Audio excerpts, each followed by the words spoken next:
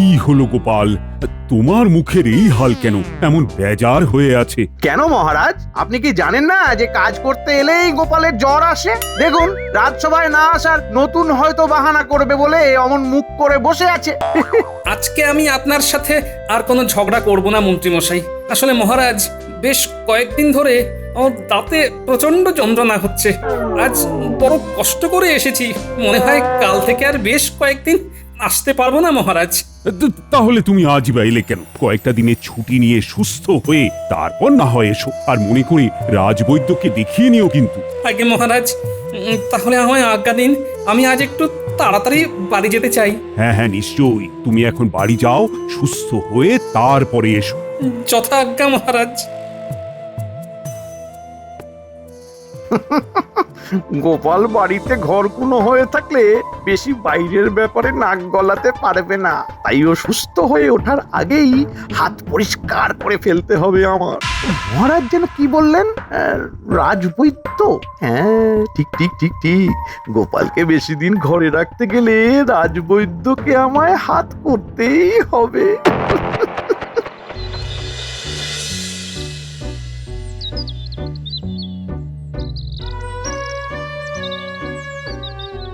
কি গো, এত তাড়াতাড়ি রাজসভা থেকে চলে এলে যে? এই তোমার কি তাহলে এখন খাবার খেতে দেবো? তোমার তো আবার ক্ষণে ক্ষণে খিদে পেয়ে যায়। তুমি কি আর আমার সাথে কথা বলবে না? এরকম পাট কাঠিতে করে করে লেখা দেখাবে? এই লোকটা আমাকে একেবারে জ্বালিয়ে মারলে গা। তোমার জ্বালায় আমি আর পারি না। বলি তুমি তাহলে চান করে এসো, আমি ভাত বেড়ে রাখছি। হ্যাঁ, কোন লোকের পাল্লায় পড়েছি বলো দেখিনি? তুমি এরকম করলে আমি যে একদিন পাগল হয়ে যাব গো। ঠিক আছে ঠিক আছে, দাঁড়াও না দাঁড়াও, তোমার এই দাঁতের ব্যথাটা সারুক। তোমার এই ঠিক নেই আমি বর করব, বলে দিলাম আমি।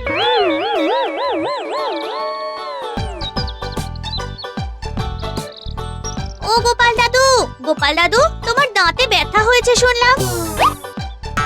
কি গোপাল দাদু, তুমি এরকম করে কথা বলছো কেন? আর বলিস না, এই নিয়েই তোর দাদুর সাথে আমার এই মাত্র ঝগড়া হচ্ছিল। কি করি বলতো এই বুড়োর জ্বালায়। কিন্তু দিদা, তুমি তো জানো আমাদের দাদু কত মজার, তাই জন্যই এমন একটা বুদ্ধি বের করেছে। কি বলো? আমার কিন্তু এরকম করে দাদুর সঙ্গে কথা বলতে দারুণ মজা লাগছে। ও দাদু, তোমার দাঁতের ব্যথা সারানো হয়ে গেলে আমাদেরকে কিন্তু ওই ভোলা ময়রার দোকানের সব মিষ্টি একদিন খাওয়াতে হবে। হ্যাঁ, কি মজা কি মজা কি মজা কি মজা কি মজা।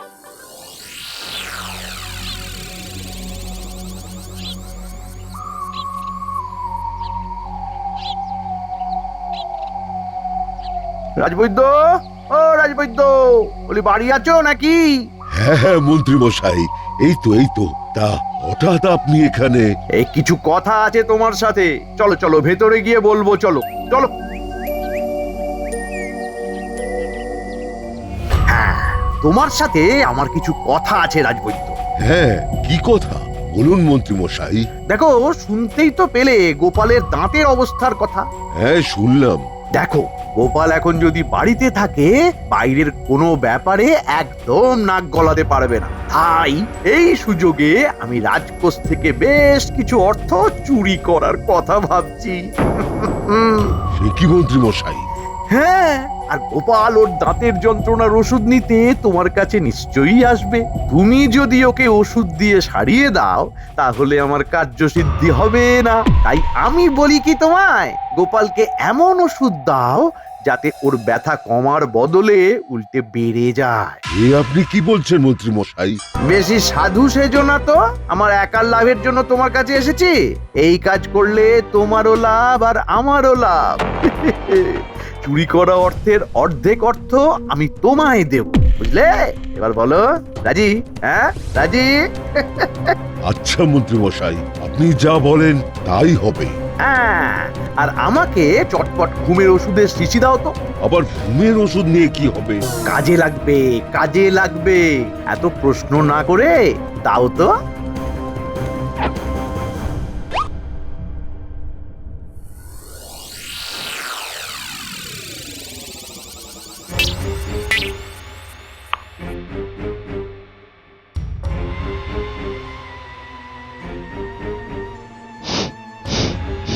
এখানে এত রাতে পোলাওকে রেখে কেন? যেই রেখে যাক না কেন, বড্ড খিদে পেয়েছে। আর কি সুন্দর গন্ধ বেরোচ্ছে এটা থেকে, খেয়ে নি বরং।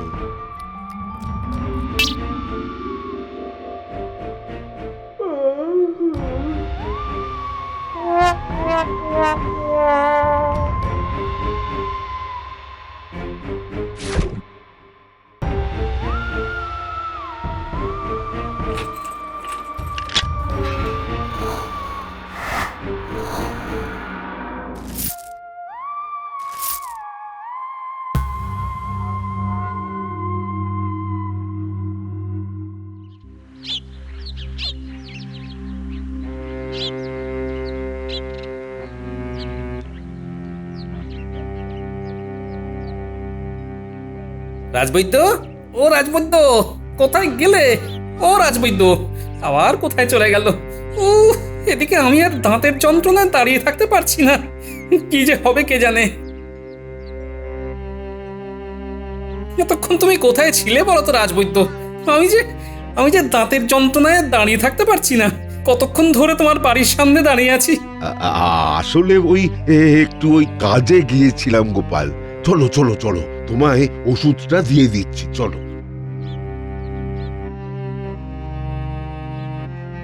তুমি আমাকে বাঁচাও। আমি দাঁতের যন্ত্রণায় আর কথা বলতে পারছি না, কিছু খেতেও পারছি না। না খেয়ে খেয়ে এই একদিনে আমার প্রায় 50 কেজি ওজন কমে গেছে। দেখতে পাচ্ছ না আমার চেহারা? তুমি তো জানো, না খেতে পেলে আমার জীবনে শোকের ছায়া নেমে আসে। আমি কোনোভাবে ওষুধ দিয়ে বাঁচাও রাজবৈদ্য। ঠিক আছে গোপাল, তুমি বসো, আমি তোমায় ওষুধ দিচ্ছি। প্রতিদিন এটা 2টো করে খাবে। কয়েকদিনের মধ্যেই তুমি সম্পূর্ণ সুস্থ হয়ে উঠবে। তোমায় অনেক ধন্যবাদ। এখন আমি আসি।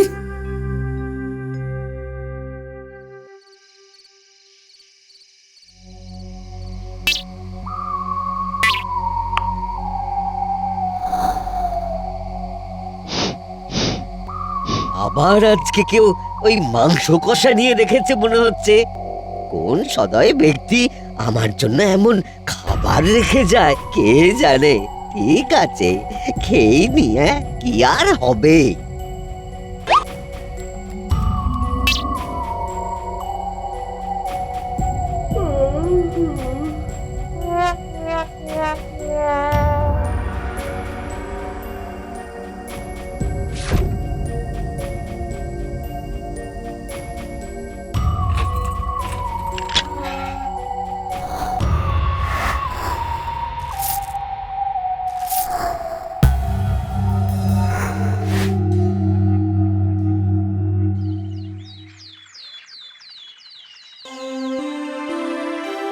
বুঝলে সেনাপতি, কাল আমার কাছে একজন দরিদ্র চাষি এসেছিল ধার হিসেবে কিছু অর্থ সাহায্য চাইতে। তাই আমি ভাবছি তাকে কিছু অর্থ দিয়ে সাহায্য করব। তুমি বরং একটু রাজকোষ খুলে 100 মোহর নিয়ে এসো তো। যথাজ্ঞা মহারাজ। মহারাজ মহারাজ মহারাজ, সর্বনাশ হয়ে গেছে মহারাজ। কেন সেনাপতি, আবার কি হলো? হিসেব বলছে 10,000 মোহরের মধ্যে আর মাত্র 500 মোহর পড়ে আছে। হ্যাঁ, বলো কি সেনাপতি? তার মানে রাজসভায় চুরি হয়েছে? তাছাড়া তো আর অন্য কিছুর কথা ভাবতে পারছি না মহারাজ। এক্ষুনি প্রহরীকে ডেকে আনো। যথাজ্ঞা মহারাজ।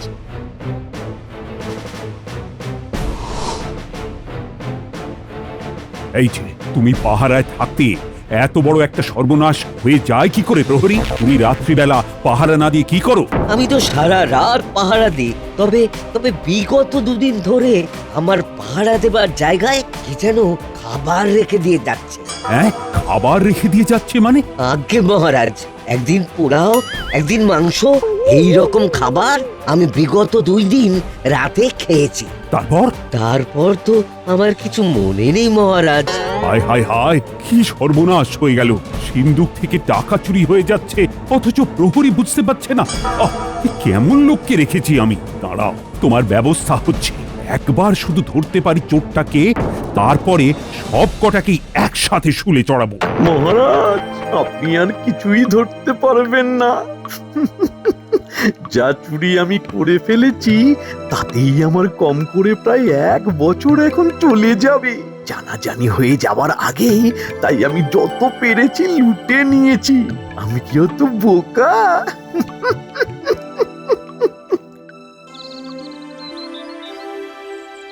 আর পারছি না, এভাবে আর থাকতে পারছি না। রাজবৈদ্যর ওষুধ খেয়েও তো দাঁতের ব্যথা কিছুই সারেনি। উফ, উল্টে এত বেড়ে গেছে, এখন দিন রাত খালি ওই ছাতুর শরবত খেয়ে থাকতে হচ্ছে। ইলিশ ভাপা খাইনি কতদিন, আয়েশ করে চিবিয়ে ডাটা চচ্চড়িও খাওয়া হয়নি, কতকাল হয়ে গেল। ও, অসুস্থ অবস্থাতেও তোমার নোলাটা কিন্তু একই রকম আছে, হ্যাঁ? লোভ এক ফোঁটাও কমেনি, হ্যাঁ? কি রে গোপাল, কেমন আছো? দাঁতের ব্যথা আগের থেকে একটু ভালো? আর বলো কেন বিজ্ঞানী, দাঁতের ব্যথা কমা তো দূরের কথা, প্রথম দিন যত ব্যথা ছিল তার থেকে আরো বেশি বেড়ে গেছে। এই প্রথম রাজবৈদ্যর ওষুধ খেয়েও কিছু কাজ করছে না। বলো কি গোপাল, রাজবৈদ্যের ওষুধ খেয়েও তোমার ব্যথা কমেনি, বরং বেড়ে গেছে? তাহলে আর বলছি কি? গোপাল দাদু, তোমার দাঁতে ব্যথা কেমন আছে খবর নিতেই তো আমরা এলাম। আর বলিস না পুঁটি, আমি ঠিক মতো কথা বলতে পারছি না রে। ব্যথা তো কমেইনি, বরং বেড়ে গেছে। কেন তুমি রাজবৈদ্যর ওষুধ খাওনি? খাবো না কেন, খেয়েও তো এই হাল। ব্যথা কমার বদলে উল্টে বেড়ে গেছে। এরই মধ্যে রাজসভার আরেক কাণ্ড ঘটেছে গোপাল, রাজকোষ থেকে বিপুল পরিমাণে অর্থ চুরি গেছে। বলো কি? আর রাজবৈদ্যের কথা বলতে মনে পড়লো, ইদানিং মন্ত্রীর বাড়িতে রাজবৈদ্যকে প্রায়ই আসতে দেখা যাচ্ছে। কি বললে? গোপাল দাদু, বিজ্ঞানী দাদু ঠিকই বলেছে। একটু আগেও যখন আমরা মন্ত্রীমশাইয়ের বাড়ির সামনের মাঠে খেলছিলাম, তখন দেখলাম কানামাছি বউ, ধর ধর ধর ধর ধর ধর ধর। চোর চোর চোর, ঠিক ধরেছি ঠিক ধরেছি।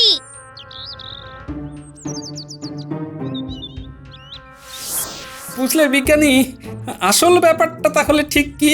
কি গোপাল? এইবার আমি ওই 2 2 4 করতে পারছি। মন্ত্রীমশাই কেমন সে তো আমরা সবাই জানি, কিন্তু এবার রাজবৈদ্য সেই দলে নাম লেখালো। তাই যখন আমি রাজবৈদ্যর কাছে ওষুধ নিতে গিয়েছিলাম, তখন ওর হাতে একটা মোহরের থলি দেখি। তখন দাঁতের যন্ত্রণায় কাতরাচ্ছি বলে কিচ্ছু ভাবিনি, কিন্তু এখন তো ভাবতেই হচ্ছে। একটু খুলে বলো তো গোপাল, কি বলতে চাইছো? খেলাটা বুঝতে পারলে না? এই কদিন রাজসভাতে আমিও নেই, আর রাজবৈদ্য মন্ত্রীর সাথে হাত মিলিয়ে আমার আমার ব্যথা কমার বদলে ব্যথা বাড়ার ওষুধ দিয়ে আমাকে কাহিল করতে চাইছে। তাই তো বলি, রাজবৈদ্যর ওষুধ খাওয়ার সাথে সাথে আমার আমার ব্যথা কমার বদলে বেড়ে যায় কিভাবে? তাহলে এখন কি উপায় গোপাল দাদু? দাঁড়া, আমাকে একটু ভাবতে দে। একটা বুদ্ধি এসেছে। এতদিন ধরে আমার যে দাঁতে যন্ত্রণা করছিল, সেটা কাল থেকে বড্ড নড়বড় করছে। মনে হয় দাঁতটাকে গোড়া থেকে উপরে ফেলতে পারলেই আমার আমার ব্যথা একেবারে নির্মূল হয়ে যাবে। এই দেখো। কই, হাঁ করো তো গোপাল। হ্যাঁ গোপাল, তুমি ঠিকই বলেছো। তাহলে কিভাবে দাঁতটাকে উপরে ফেলবে? দাঁড়াও, ঘর থেকে একটা দড়ি নিয়ে আসি।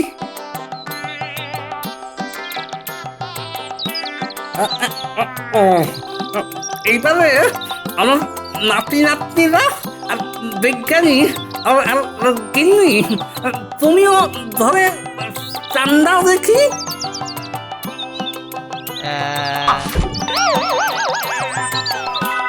এখন একটু আরাম বোধ করছো গোপাল? হ্যাঁ বিজ্ঞানী, এখন অনেক আরাম বোধ করছি। তুমি আর কি করে জানবে যে রাজবৈদ্য মন্ত্রীর দলে নাম লেখাবে? হ্যাঁ, সেই শেষ পর্যন্ত মন্ত্রীর কাছে রাজবৈদ্য এভাবে নাম লেখালো। গোপাল, ও গোপাল, আরে বাড়ি আছো?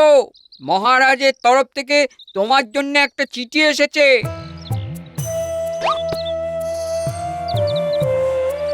গোপাল, তুমি কেমন আছো? এই মুহূর্তে রাজসভায় তোমাকে খুব প্রয়োজন। রাজসভায় চুরি হয়ে গেছে, সেনাপতি সহ কেউ চুরির সমাধান করতে পারছে না। তুমি তাড়াতাড়ি সুস্থ হয়ে রাজসভায় এসো। হ্যাঁ, এবার আর আমার সন্দেহর কিছুই থাকলো না। এইবার আমি মন্ত্রী মশাই আর রাজবৈদ্যকে আসল মজা দেখাবো।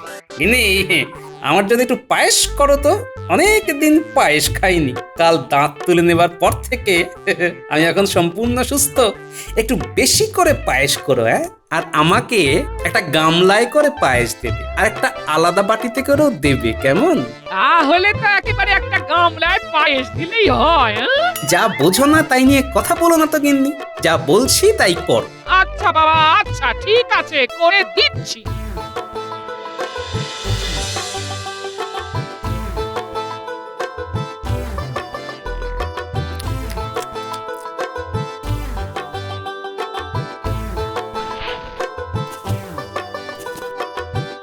এইবার জমবে মজা।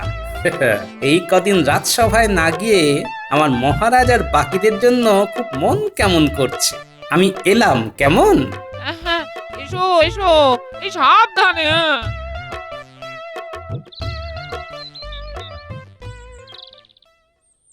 গোপাল দাদু, কোথায় যাচ্ছ হাতে বাটি নিয়ে? ওটা কি? এই তো আমার নাতি নাতনিরা। আমি আগে তোদের কাছে যাচ্ছিলাম রে, তোদেরকে নিয়ে রাজবৈদ্যর বাড়ি যাবার জন্যই বেরিয়েছিলাম। ও, তাহলে তো দেখা হয় ভালোই হলো। আমরাও তোমার খবর নিতে যাচ্ছিলাম, কিন্তু আমাদেরকে নিয়ে রাজবৈদ্য মশাইয়ের বাড়িতে কেন যাবে? সব বুঝতে পারলি? হ্যাঁ গোপাল দাদু, সব বুঝেছি। রাজবৈদ্য বাড়ি আছো? হ্যাঁ হ্যাঁ, এই তো গোপাল, বলো বলো কি দরকার? এখন কেমন আছো? যেমন তুমি রেখেছো রাজবৈদ্য। মানে? মানে এই যে তোমার দেওয়া ওষুধ খেয়ে আমি একেবারে সুস্থ হয়ে উঠেছি। তাই গিন্নি তোমার জন্যই একটু পায়েসটা রেঁধে পাঠালো, তাই তোমাকে পায়েস খাওয়াতে চলে এলাম। তার আগে তোমার বাড়িতে ঢুকি, চলো। এই নাও রাজবৈদ্য, পায়েসটা খেয়ে নাও। কিন্তু আমি তো ব্যথা বাড়ার ওষুধ দিয়েছিলাম।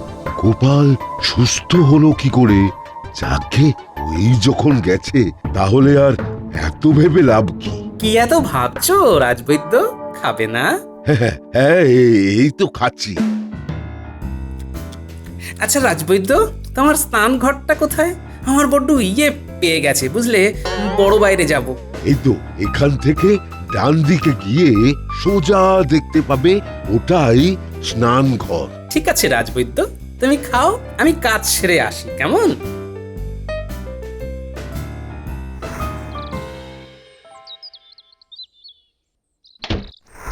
উফ, ও ও কি কি পেট গুড়গুড় করছে। এক্ষুনি স্নান করে যাওয়া দরকার, নইলে নইলে নইলে এখানেই হয়ে যাবে। ওদিকে তো আবার গোপালও এখনো বেরোলো না। কি যে করি? যাই যাই, ধাক্কা দি, যাই।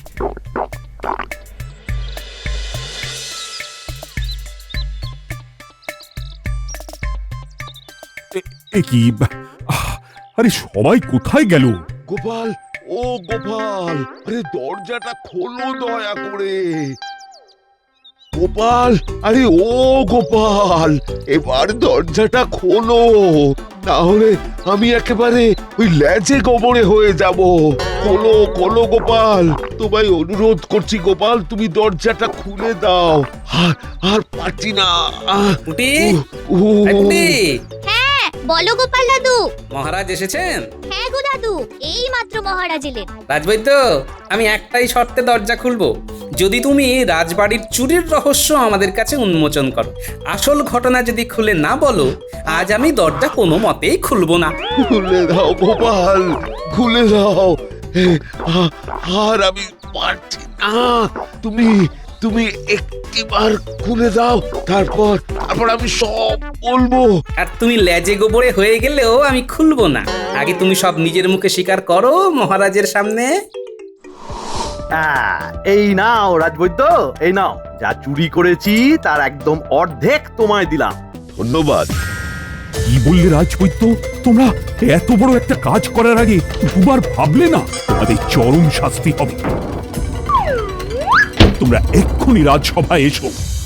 মন্ত্রী আর রাজবৈদ্য তোমরা যা অন্যায় করেছো তার জন্য তোমরা চরম শাস্তি পাবে। প্রথমত, তোমরা দুজনেই প্রথম 5 মাস বিনা পারিশ্রমিকে কাজ করবে। আর দ্বিতীয়ত, সকলের সামনে এক্ষুনি তোমরা দুজনের কান ধরে একসাথে উঠবোস করবে 200 বার। হে মহারাজ, আমাকে ছেড়ে দিন মহারাজ, আর এই ভুল কখনো হবে না মহারাজ। এবারের মতো ক্ষমা করে দিন মহারাজ।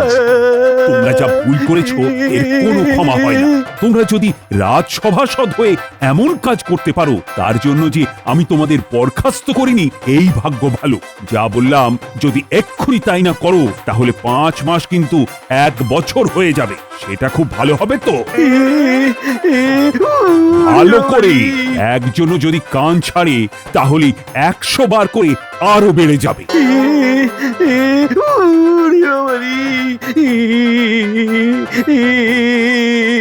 তাহলে দেখলেন তো মন্ত্রী আর রাজবৈদ্য, গোপাল ভাঁড়ের পেছনে লাগার কি পরিণতি হতে পারে।